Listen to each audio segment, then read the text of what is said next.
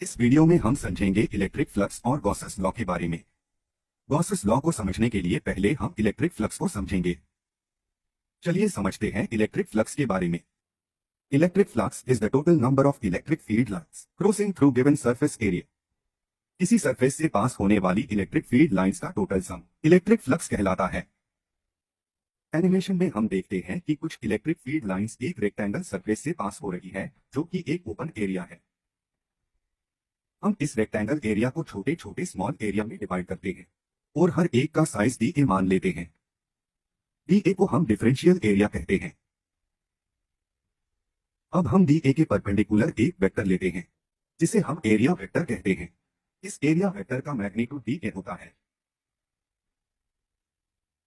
D A से पास होने वाली इलेक्ट्रिक फ्लक्स को हम डी फाई से डिनोट करते हैं और इसे डिफरेंशियल ऑफ फ्लक्स भी कहते हैं। Differential of flux electric field और एरिया वेक्टर के डॉट प्रोडक्ट के बराबर होता है। डी फाई को सिंप्लीफाई करने पर हमें कोस एंगल मिलता है जो कि इलेक्ट्रिक फील्ड और एरिया वेक्टर के बीच का एंगल है। टोटल फ्लक्स डी फाई के इंटीग्रल के बराबर होता है या इलेक्ट्रिक फील्ड और एरिया वेक्टर के इंटीग्रल के बराबर होता है।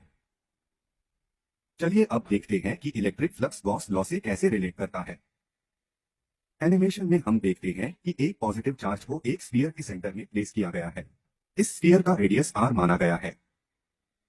अब हम इस स्फीयर पे एक small area D A consider करते हैं। इस एरिया का एरिया वेक्टर सरफेस के परपेंडिकुलर है, साथ ही रेडियली आउटवर्ड है। इलेक्ट्रिक फील्ड जो चार्ज के थ्रू जेनरेट हो रही है वो भी रेडियली आउटवर्ड है। इसका मतलब एरिया वेक्टर और इलेक्ट्रिक फील्ड की डायरेक्शन स्फीयर के हर एक पॉइंट पे सेम होगी और उन दोनों के बीच का एंगल 0 होगा। अब जैसा कि हम जानते हैं तो 0 1 होता है और इस वैल्यू को फ्लक्स के फॉर्मूले में पुट करें तो फ्लक्स की वैल्यू इलेक्ट्रिक फील्ड और डी ए के इंटीग्रल के बराबर होगी। क्योंकि इलेक्ट्रिक फील्ड स्फीयर के हर एक पॉइंट पे सेम ही है इसलिए हम इसे कांस्टेंट टर्म मान सकते हैं। और अब डी ए का इंटीग्रेशन करें तो हमें स्फीयर का सरफेस एरिया मिलता है जो कि 4 पाई आर स्क्वायर होता है। एरिया की वैल्यू पुट करने पर फ्लक्स की वैल्यू 4 पाई आर स्क्वायर होगी।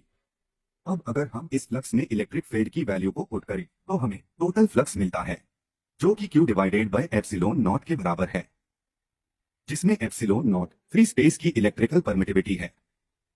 इस फॉर्मूले से हमें पता चलता है कि इलेक्ट्रिक फ्लक्स स्फीयर के रेडियस पे डिपेंड नहीं करती क्योंकि एप्सिलॉन नॉट कांस्टेंट वैल्यू है, इसीलिए टोटल इलेक्ट्रिक फ्लक्स चार्ज पे डिपेंड होती है। इसी इक्वेशन को हम गॉसेस लॉ कहते हैं और इस इक्वेशन से गॉसेस लॉ कुछ इस तरह डिफाइन करेंगे। Gauss's law state that the electric flux going through a closed surface is the sum of all charges Q inside the closed surface divided by permittivity of free space epsilon naught.